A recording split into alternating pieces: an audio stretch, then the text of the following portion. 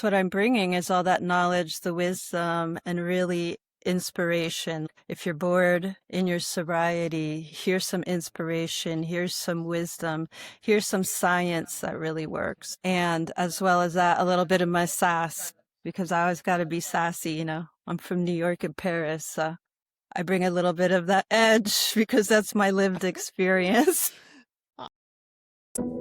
Welcome to the SOULFAM Podcast. Here on the SOULFAM Podcast, I'm Diana Marquetta, host and producer of the SOULFAM Podcast. If you're in this corner, you are an explorer, a seeker, a researcher of the unknown, the known, the spiritual, and the conscious. We're fortunate today to have Kat McCary with us. She recently founded Sacredly Sober. She is a longtime yoga instructor who has combined her wealth of knowledge, her unique ability to connect with people in a really fun, joyous way with sobriety. And she's going to share with us today her own journey with sobriety, some shares that we might want to pick up ourselves, whether we feel a need to stop drinking or want to find some regularity in our lives, some ease in our lives. Kat has some rituals that she's going to share along with an upcoming program for those of us that might have a more serious interest in sobriety. Thank you, Diana. It's such an honor to be here. I'm so excited. Honor. Yes, I am sober focused in my life and with my clientele and the people I work with, the people I teach, the people I educate. So I was really tuning in and decided I want to bring everything I do in treatment in my classes as well as my yoga instruction, which is trauma informed, and the breathwork facilitation that I do, which is trauma informed and somatic releasing. I really wanted to offer that to the world, give people solutions for not feeling good, drinking, and also other isms. We call them isms. Also codependency. Things that make us feel dysregulated, traumatized, not feel good. And I wanted to be able to bring out to everybody that with a little bit of science, some sass, and some soulfulness, you can feel better. You can return back to that inner state of feeling whole, feeling joyous, and free yourself of alcohol. We were talking about how we all enter this world in sort of a homeostatic state of bliss, of wholeness, of sort of even knowing ourselves perhaps. And then through the journey in our childhood, that becomes more fragmented and underlying trauma tags along with us throughout life, whether it's that we create bad habits or perhaps we create even self-destructive habits that underlie that wholeness, that beauty, that completeness that we all essentially are in our DNA. So in speaking to that, in holistic recovery, what we're doing is we're bringing to recovery, right? What is recovery? I define it as getting back to that wholeness that we were born with. Before all the stuff, before the patterns, before the trauma, before the conditioning, the belief system, right?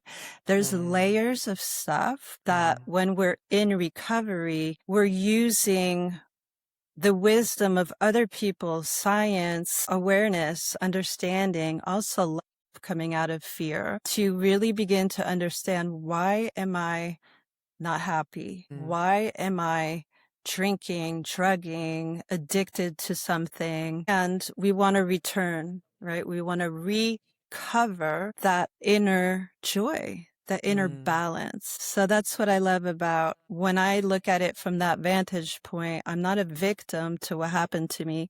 Now I can go, what is this about?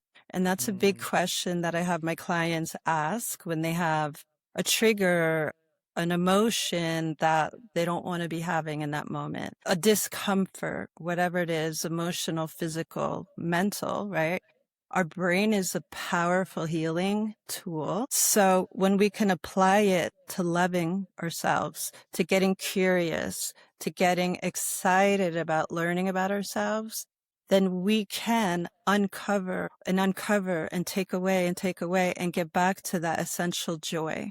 Like, what is this showing me when I'm so unhappy that I'm choosing to really harm myself. And for me, alcohol was something that until I removed it completely, I wasn't clear enough to really get to the root of my own trauma. So I find, Interesting. and what's really important to realize is like we have years of conditioning, not only our family system, right? What our mom, our dad, or if we didn't have a mom and a dad, if we were adopted, like all these things create these little wounds over time. And then when we hit our 20s, right? Our brain isn't even developed till we're 25, they say. So imagine all this conditioning, all these thoughts, all these belief systems. And then there's this acceptance in society. Like maybe you go to college and everybody parties. A lot of people start having a problem with alcohol when they're in college. Then they get out of that time of their life, that season. Now they're going into the work world, or they're getting married, or they're just trying to figure out like, who do they want to be in this planet? But now alcohol is running their life. It's running their brain. It's running their central nervous system. It's, and so the process of turning to holistic tools is beginning to peel those layers back and have that whole mind, body, spirit approach to healing. And once you remove that major substance that's kind of controlling your brain and your physiology, then you can really see, I have limiting beliefs. Oh, I learned this in my family system. This thing really triggers me. And so a lot of people in those moments can start to peel back the layers and recover that joy. What makes me happy? What helps me feel good? What do I really want in my life? How can I get clear? And alcohol is the first thing to push out with the baby in the bathwater because when you have something that's running your mind, running your nervous system, you can't even begin to feel your body because you're numbing. That's true. So, but Kat, that is not only alcohol. It could be pot. It could be shopping. It could be sex. It could be food. It could be work even that, so many. Yeah. That sort of separates you from your true self. Is that a good way to look at it? Is that it feels like there's a block or there's some sort of essential block that prevents us or that we've created to stop us so I don't have to feel. I just want to numb myself out with Netflix. I don't know. Right. That sort of feeling. Right. So we call that the ism. It's any kind of addiction that is alcoholism. The only one that doesn't have an ism attached to it is codependency. That is a really, really, really painful addiction. What else? Shopping. Shopping is huge. That's distraction therapy, right? Right. When I specifically work with, my clientele is people in substance abuse treatment. So that's a substance that you're trying to get rid of and then heal your body. So the most essential thing in that dynamic is abstinence, is to stop. With alcoholism, when you just go cold turkey, if you've been really absorbed in that, and that's been your go-to where you're drinking morning, noon, and night, a lot of people will start socially. They can't control it. It's not like when you're in an addiction, you can micromanage it. You really can't. It's got you. It's got your brain. It's got your nervous system. And the more you do, the worse you feel.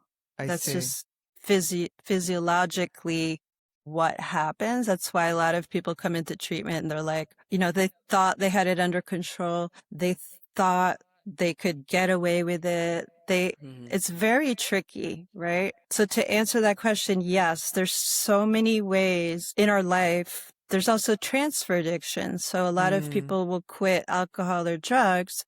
They go to meetings. Now they're eating tons of sugar. Right. And smoking.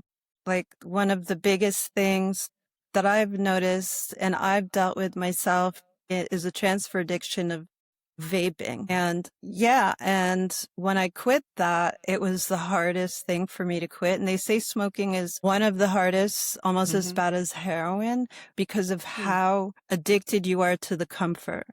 So I see. yeah, there's a lot of ways that we addict. You know, there's love addiction, there's sex addiction, and a lot of people have multiple things. Yet when you look at what's so pervasive in our society and so dangerous is drinking. It's DUIs, is the deaths, is the liver disease, the cancers. They're starting to see that cancer is linked to a lot of alcoholism because it creates acidity in your body. And then for women, I heard it was something like 3 times more sensitive physiologically to drugs and alcohol. And alcohol, obviously, when we want to have a baby, we want to be as clear as possible, right? We don't want to have our kid get affected by that. So women looking to get pregnant, they say you need to quit drinking a year before getting pregnant. Yeah. That even if you were drinking leading up to conception, it can still have a negative effect on the cell growth. So that's a whole other topic, right? Obviously, in my culture, women will have a little bit of wine when they're pregnant. I'm French.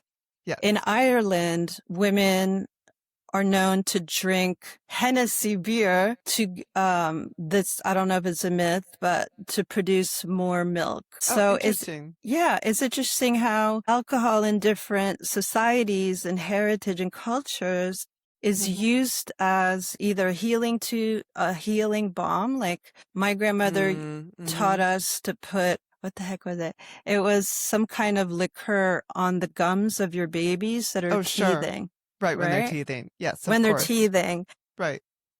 And even when I was pregnant, my family was like, oh, have a glass of red wine. It's good for the baby. So it's just like once you start to realize it's pervasive and okay to drink alcohol, be it a beer or martini, a glass of wine, some Hennessy beer. Once I quit taking any of that in, it really freaked me out that wow, it's everywhere.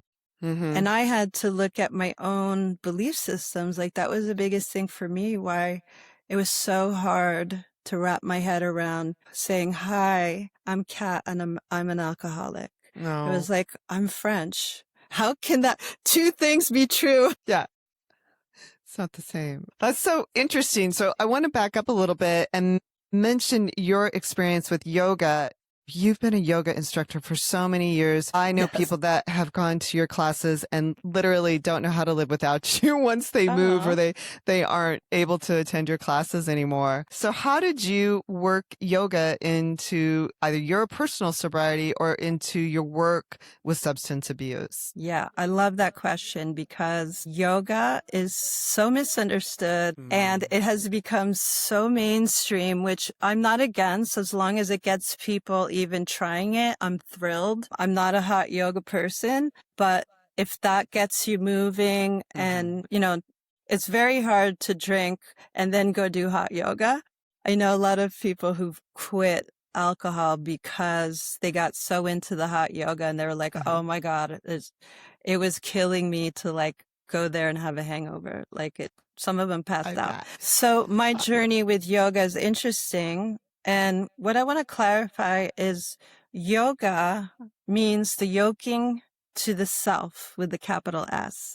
So union with the self, right? Yoga is such an ancient practice, but it's not just the poses. It's also a lifestyle. It has a whole history, right? There's different lineages. So for me, the first time I came to a yoga class was in college. I've had severe back pain my whole life growing up. I have cysts. The doctor said, oh, you were born with a malformed hip that nobody knew about. So I thought I'd take a yoga class at a gym. My husband at the time, I was married.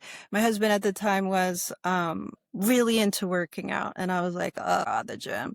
But I did it because I knew it would help my body. And they had a yoga class. And I was like, let me try this yoga thing. And I went, and it was the first time in my life my back didn't hurt for 3 days afterwards. Wow. Yeah. And I was a runner at the time. I was running like 10 miles a day. I had quit smoking when I met my future husband because his mom had died of lung cancer, and he was like, you have to quit. You have to quit. So I went cold turkey. I quit then. So it was a great progression to discover yoga and really see the physical benefit. So then a few years later, not a few years later, but years later, I had a really bad depression when was getting separated from my lovely husband at the time. And one of the things that was really challenging is, not to out him, but one of the challenges in our relationship with both of our drinking created a lot of, it created a lot of problems. We had a beautiful daughter regardless. And when she was about 5, I was living in Northern California. He was sailing. He's a merchant marine. And I fell into such a depression. And then I had a neighbor who was like, I see you every day. Drop your daughter off at school, come home, and not leave the house until you go to pick her up. Like, what is going on with you? And then I just was like, I'm just trying to at the time I was trying to find work. I was a fashion designer. So that's that's another thing that most people don't know.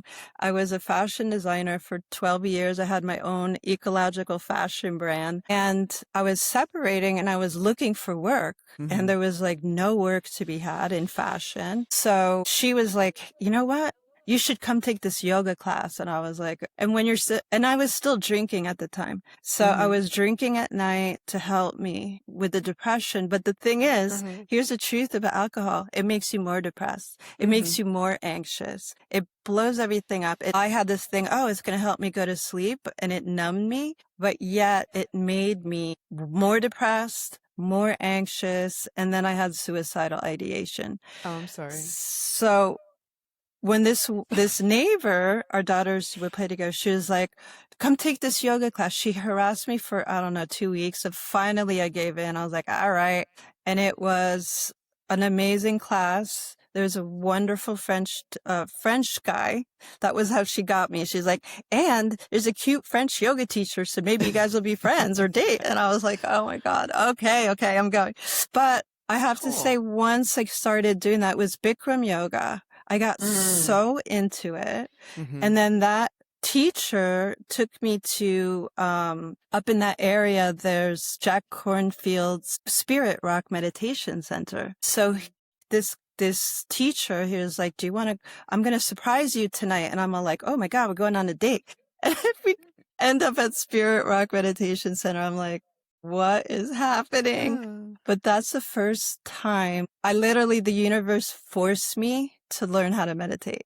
So thinking I was going on a date with a cute French yoga teacher. And that was the first, that was my intro to breathing, mindfulness, to sitting with your feelings. And that was really hard. And it was 2 hours of meditating with, thank goodness I had Jack Kornfield. I mean, now he's like a superstar of that whole world. And then I had talked to that teacher. I was like, you know what? I think I'm really interested in what you're like, how is it to be a yoga teacher? And so we had these really great spiritual conversations.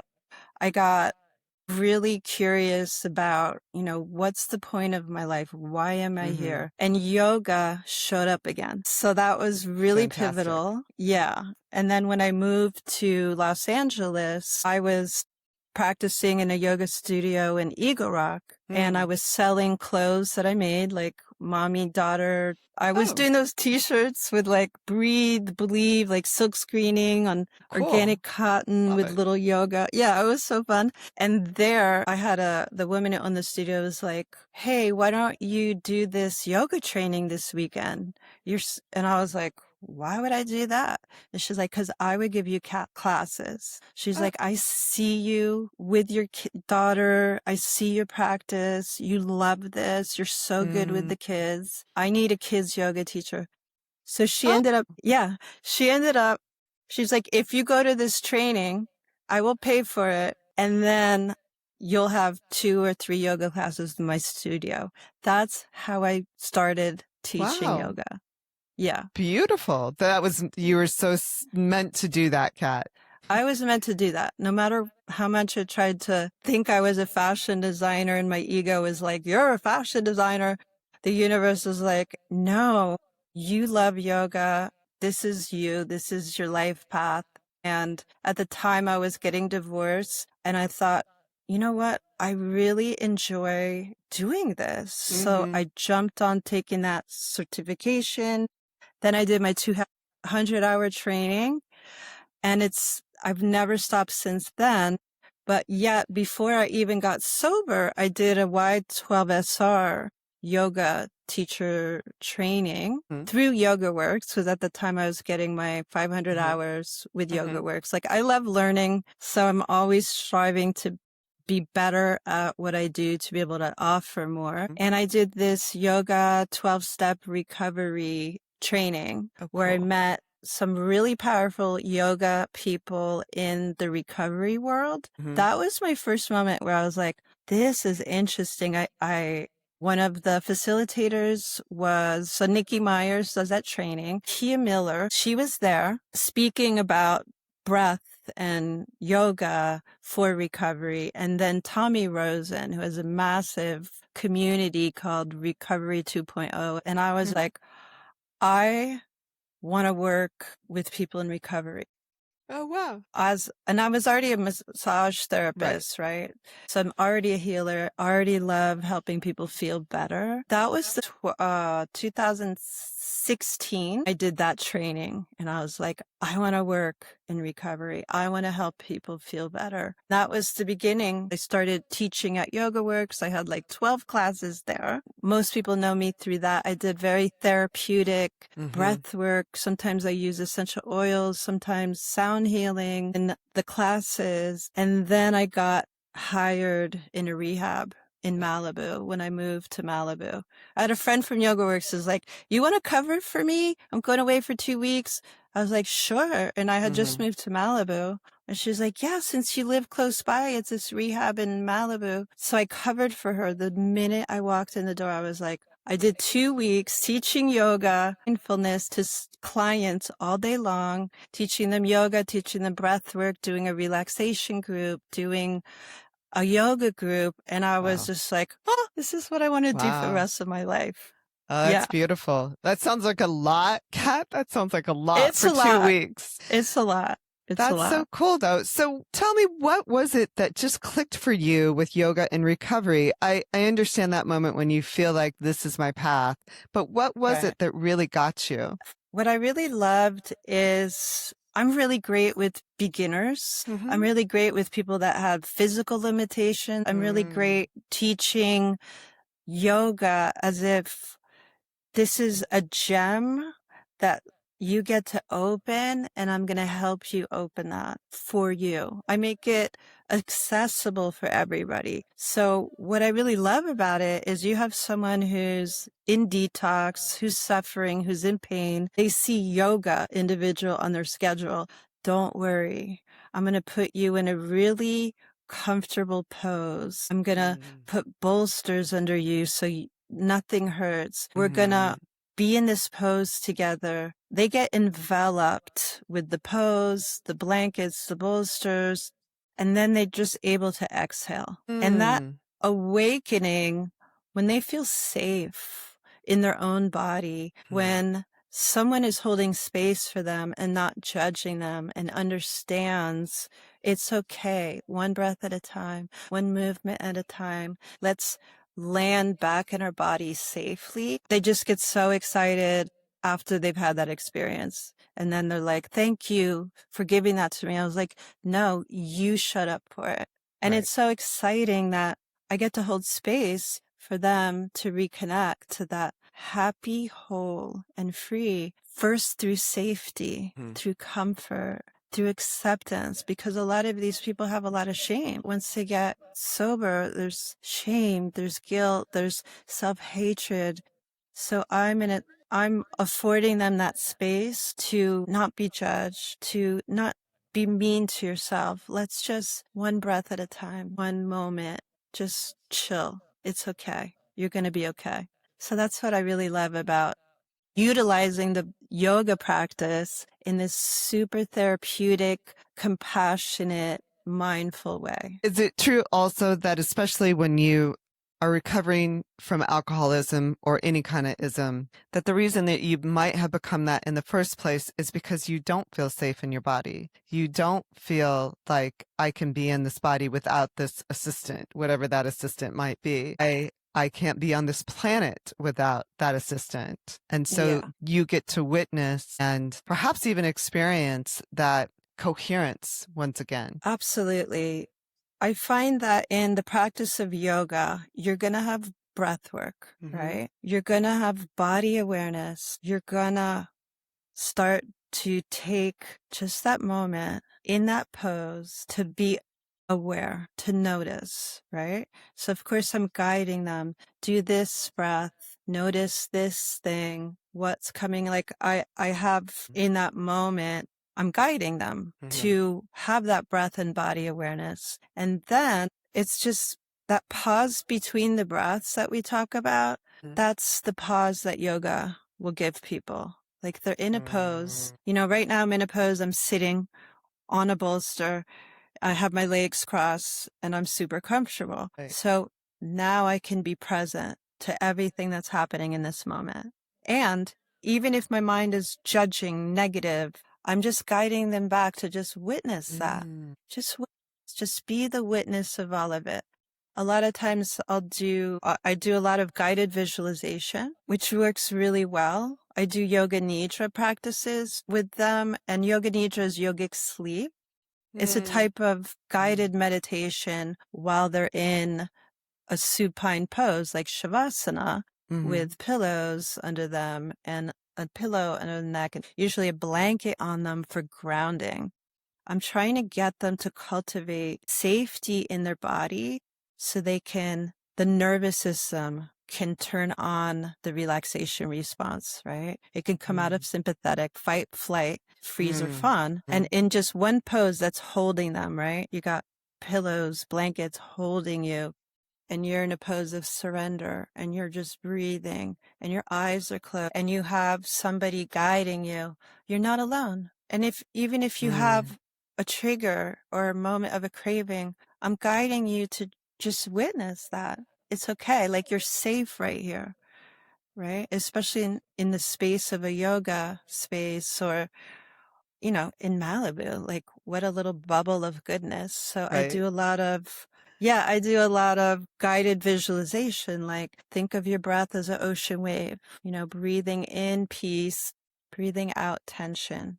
Like just take one round of breath and you have that visual in your mind, instantly your nervous system can calm down, right? And so what's really important is for people to feel safe, to practice yoga, to practice mindfulness, to notice the breath. Most of us, when we're in stress and even being busy and active creates a stress response in the body, right? We get like amped up. We don't breathe all the way into our belly. We breathe shallow, right? And just noticing your breath. Just notice, is it going all the way to your belly? Is it filling your diaphragm? Is it filling your lungs all the way up to your throat? Notice the pause and then let it release. Maybe sigh it out.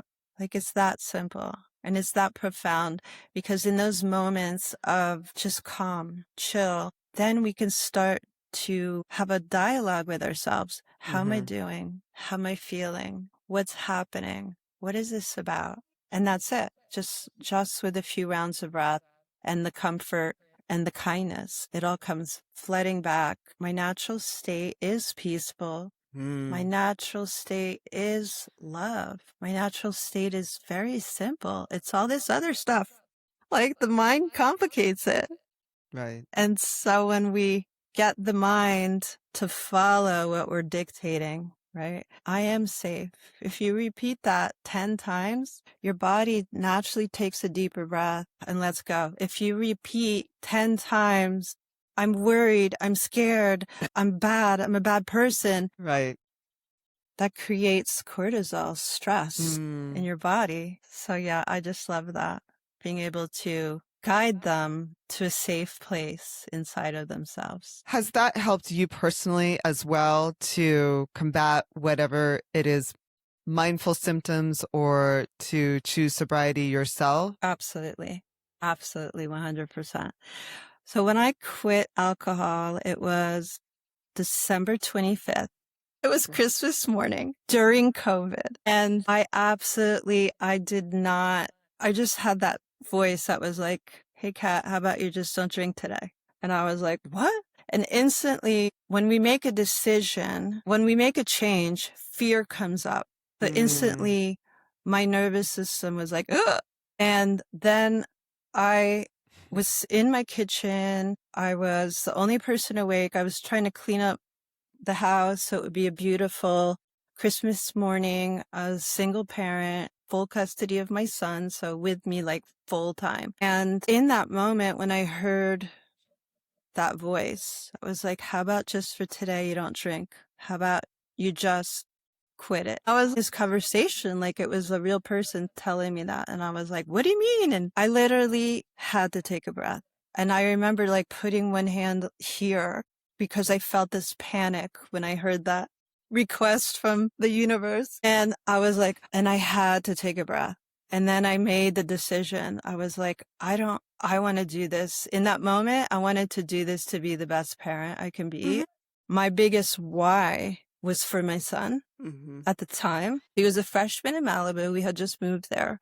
And I was like, all these people were coming to our house and partying, and I was constantly like cleaning up, like people smoking weed, people do mushrooms and ecstasy. And of course, I'm not going to say I wasn't engaging in that behavior, but the alcoholism was so prevalent in my son's family lineage and then my family lineage. I had this panic, like, this is what I'm showing my son who's just entering Malibu High School. Like, I'm not a alimony mom. So I really wanted I wanted to be the change. I was like, I want to be that mom that is present to him, that, I did pick him up every day and drop him off at school every morning. I was like noticing things about my own behavior that I didn't want to pass it on to him. It's a family disease. It's in our ancestral 7 generations back, definitely for me. My whole lineage is French, like supposedly up to one of the royal families. I didn't want to pass that on to this next generation. And my daughter had already grown up with two parents and the dysfunction of alcoholism. She had been a proud member of Al-Anon in her teenage years. So grateful for Al-Anon. And I did 8 years of Al-Anon as well. So there's so many layers to that. I had to go back to my basic practices. During COVID, there was no more yoga. Yoga Works had shut down. It's true. We weren't able to go to the gym. All I had was the air, the ocean, my bathtub, a shower, ordering healthy food, because at the time I was vegetarian. I got basics. So for the first 3 months, I was deep in, okay, I'm going to have to do yoga by myself. Thank God there was yoga online. Then I was like, okay, at least I could beach walk. So I'm going to tell you, like, I walked like 10 miles a day. Right? But then another thing happened that was perfect timing is I got really busy in my work because during COVID, I was still working in treatment. I was able to do individual sessions for the clients since nobody could leave. So then I fell into workaholism. Again, because I had the basic things, it helped me with the anxiety. I realized a lot of things about myself. One of the reasons I started drinking as a teenager was because I had horrible social anxiety. I had depression my whole life and suicidal ideation from a lot of trauma. So I also did trauma release. I did somatic release technique with my mentor. I also went through the training. So now I'm teaching people how to do that, as well as Zoom sessions and individual, not in treatment, but with my own personal clients and people I coach. Once you quit the ism, you you have to go back to simple. And then, and then after 3.5 months, I joined AA. Somebody was like, why don't you go to the beach meeting? It's just down the street from you. And it was because I was waking up like 6:30 every day. Just like, what do I do? What do I do? And we were isolated, right? Because it was COVID. So I forced myself to go to the beach meeting to connect with other people on this journey and realize like, this is really boring to do by myself. Malibu's already very insulated. It's a small beach town and people, now it's COVID. So I went to the beach meeting in Malibu. I shared, it's so weird to be sober, and my whole thing about my heritage and being French. Instantly amazing people that were like, I heard you share, just to let you know, some of the best sobriety is in Paris. And I was like, I came to the right place. Again, it's that mindfulness in a meeting. We're listening, we're receiving. It's a safe space. Plus it was on the ocean, like on the sand. I'm curious about other people's journey of healing, yet the basics don't change. Like take a breath, one moment at a time, listen. Sometimes it's the yoga of listening, the yoga of service. It shows up all day long. It's really, really cool. And I can enjoy it so much more because I feel so good. And I'm so grateful that these practices are pretty simple. They're not complicated. It's breathing, feeling, thinking, allowing. Yeah. That, as simple as it sounds, isn't necessarily always the easiest to do. What's really important is consistency. Consistency and having that open-mindedness. And that's something, I'm a grateful member of grateful. And I've moved a lot recently, but I still stay connected to my sober sisters. I still stay connected to my sponsor. And like now we just got to walk you through the steps because it is a spiritual journey. How can I heal this thing? Like I'm always curious and I'm a hard worker. Double Capricorn. So I always have these, climbing up the mountain, and then I get to the top of the mountain. I'm like, okay, did that. Let's go to the next one. Right. And that's what's fun in holistic recovery for me. I'm always learning about the science of how addiction affects the brain and how breathing affects the brain and how having a sleep ritual will affect your brain to have a good night's sleep. It's my lifestyle. It's when you walk the talk, you talk the walk, for sure. Can you share with us how you've designed a new program that's going to be part of your new podcast, part of your new Instagram? Can you dive into all of that? Like, you're going to hit the ground running here very soon. You already have. Very soon. I have loved to share what I do privately. One of the things about being in program, being in treatment, working in treatment, like you're supposed to be anonymous. Whatever happens in private sessions with clients in treatment, there's HIPAA laws. Like you're not even supposed to discuss with other people.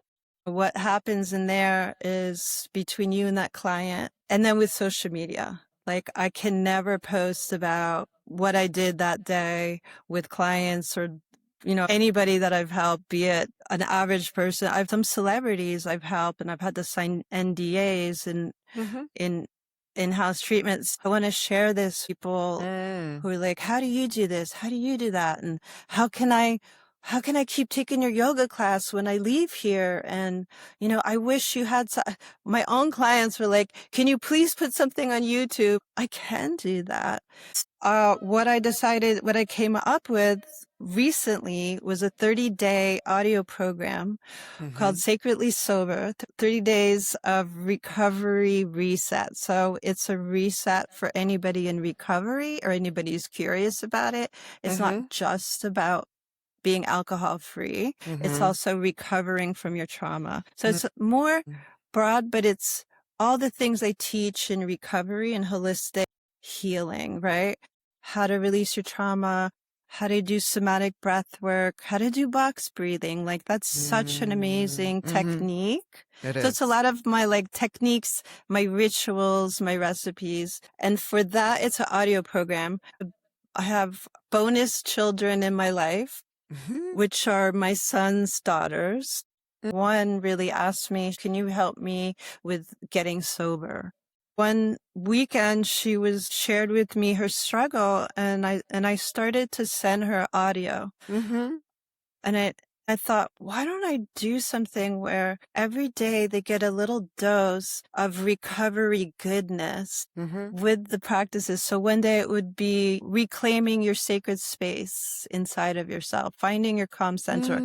So I would talk about that. And what she really enjoyed was having that person in your ear that you can listen to all day. But also I put the science in there about what is trauma release, how do you redo your belief systems. But I did it in a way that every day it was a practice, right?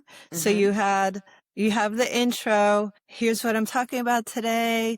Beautiful soul, you're so loved. Let's talk about the science of your brain and addiction. Today, let's talk about how to recalibrate our nervous system. At the end of it, I do a little 5-minute practice. Today, we're going to do the ocean breathing. We're going to do some nervous system recalibration.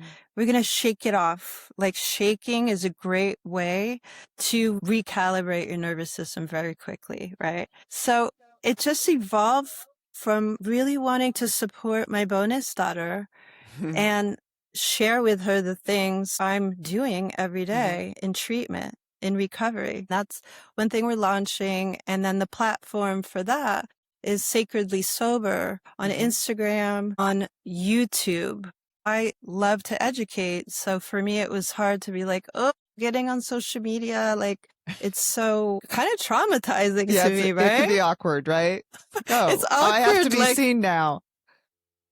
And that's the thing, like, other people's recovery is not mine, right? So I want to share tips and things like that, but I want to educate. So that on the Instagram, I'm keeping it uplifting. I'm making it about them and your pain point. And here's a little thing you could try. And are you freaking out because you're like, oh my God, it's the weekend. How do I not drink this weekend? I'm making it fun, like in that platform.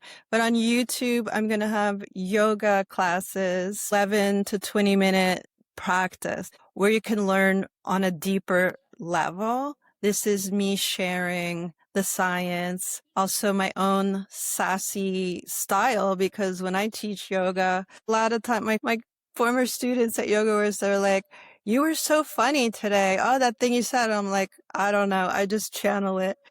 But I definitely might have some F-bombs here and there. So be forewarned, trigger alert.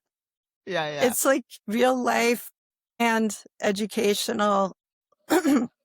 I really want people to be able to, from anywhere in the world, be able to access holistic recovery, because not everybody lives in a place like Los Angeles where there's a yoga studio within a mile, where there's a sober coach, where there's tons of amazing program, right? And not everybody has a budget to be in outpatient care, to hire a sober coach, to go to a luxury rehab.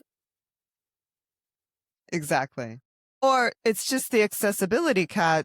You know, accessibility. I'm in a rural area. That's not an easy thing for me to get to. I'm also a pretty private person, so I want to experience this by myself, and I tend to solve my problems myself. This is another way for me to do that. I love that, because so much of this, we talk about thy will versus my will. But yet we do have our own will. We do have our own desires. I love that in the privacy of your own home, you can practice recovery yoga with me. You can learn about it. Like, what the heck is yoga and sobriety? What the heck is, you can get to know yourself in the safety of your own home and not be put on the spot. A lot of people don't like to go to meetings or big meetings. I'm one of those people. I'm an HSP, hypersensitive person. I'm super empath. I'm that person that can just read everybody's emotions when I'm in a space. So part of my resistance to join a program like AA or anything was big groups at the time. Like, I can't, I'm not comfortable. I understand. this is also what I love about the platform of being on YouTube. Like, you can watch and learn and discover, and in the privacy of your house, your office, your phone. You can always reach out to me if you have more questions. If you want a trauma release session, I do things on Zoom.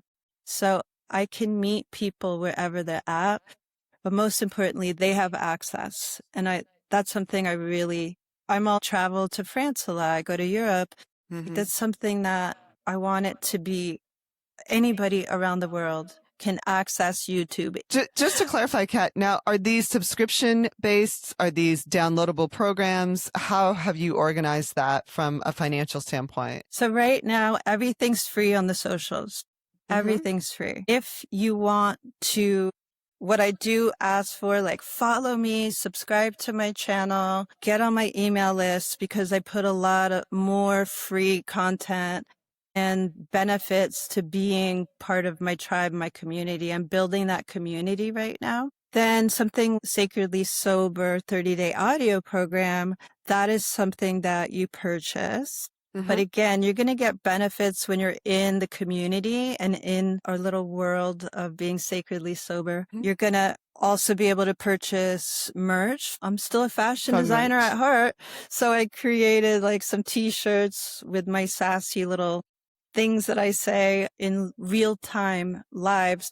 I do sacred sobriety retreats. So every retreat I do it's bringing everything that I am out into the world. So last year we had an experience retreat, and that was, again, it's no drugs and alcohol, but it's all about releasing trauma. We had somatic experiencing. So that's something I'm going to do on a bigger level. I'm looking at doing a day retreat in Malibu. That's something that obviously it's a certain price. I offer scholarships. I think that's really important. If you can afford something, reach out to me. I will make it work as much as I can. But I know there's a lot of people who can barely afford like $50. And then that's why I love going to 12-step based meetings. They're free.